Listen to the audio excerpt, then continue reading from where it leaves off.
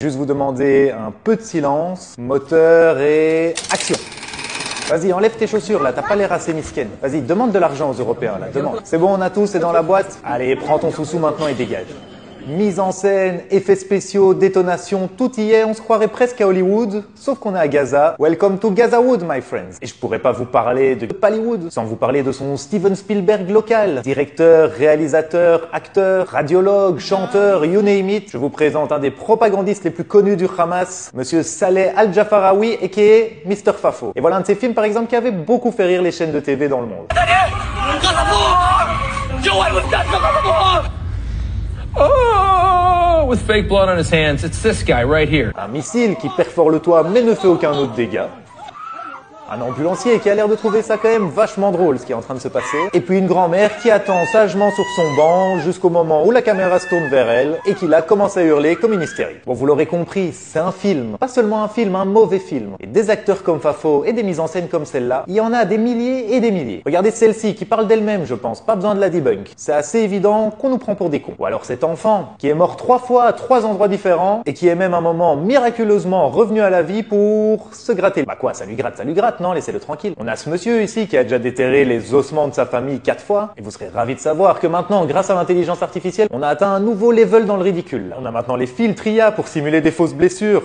Sauf quand ça bug. On a les mecs à 3 jambes et aussi l'apparition des bébés chimpanzés. Bref, des films, des mises en scène, des photomontages. Je crois qu'on peut les qualifier aisément de docu-fiction militants et sont tournés par des acteurs. Oui, des acteurs. Car même si la presse occidentale fait de son mieux pour les faire passer pour des journalistes, ce sont bel et bien des propagandistes du Hamas. Et je rappellerai que mettre un gilet presse au-dessus de soi ou avoir un stéthoscope autour du cou d'ailleurs, ça ne transforme pas un terroriste en un innocent, que ce soit clair. Et regardez par exemple la célèbre journaliste d'Al Jazeera, Bayan. Elle aussi très souvent reprise par les médias français comme une source crédible d'information. Il y a quelques mois, le journal L'Humanité nous explique qu'elle s'est retrouvée dans un bombardement de l'armée israélienne et qu'elle serait grièvement blessée. On était très inquiets pour elle. Sauf que quelques minutes plus tard, on la prend en flagrant délit de mise en scène. On la voit ici tout sourire pendant la séance des maquillages. En tout cas, je voudrais vous rassurer tout de suite, sa Rolex, elle, va très bien. Pas de souci. Ah bah oui, car vous grattez de l'argent, c'est aussi un des buts de ces films de propagande, au cas où c'était pas clair. Alors il faut le dire clairement, oui, tous les journalistes à Gaza sont à la solde de Hamas. Regardez ici, Anas al-Sharif, que les Européens ont beaucoup pleuré ces dernières semaines. Le potassi noir. On a Mohamed Darwish qui a participé au 7 octobre. Hassan Aslaya qui lui aussi s'est beaucoup amusé le 7 octobre. Aujourd'hui, il s'amuse avec ses 72 vierges. Bon, je sais pas si vous avez toute la nuit devant vous. J'ai une liste longue comme le bras, avec des dizaines et des dizaines de noms, mais je pense que vous m'aurez compris. Et je sais très bien que certains vont me dire que non, c'est faux. Oui, il existe des journalistes indépendants à Gaza. D'ailleurs, ils travaillent avec des agences de presse réputées. Bla bla bla bla bla. Non, il y a aucun journaliste à Gaza. Car même ces agences de presse, elles ne peuvent travailler qu'avec des journalistes locaux, qui eux ne peuvent rien filmer sans l'aval du Hamas. Ça veut pas dire que toutes les photos qui sortent de Gaza sont fabriquées. Entendez-moi bien. Mais ça veut dire que le Hamas a un droit de regard permanent. Écoutez Mati Friedman, journaliste à la... As far as I know, I was the first staffer to erase information from the story because we were threatened by Hamas, which happened at the very end of 2008. We had a great reporter in Gaza, a Palestinian, and he said, Mati, you have to take that detail out of the story. And it was clear that someone had threatened him. I took the detail out of the story. I suggested to our editors that we note in an editor's note that we were now complying with Hamas censorship.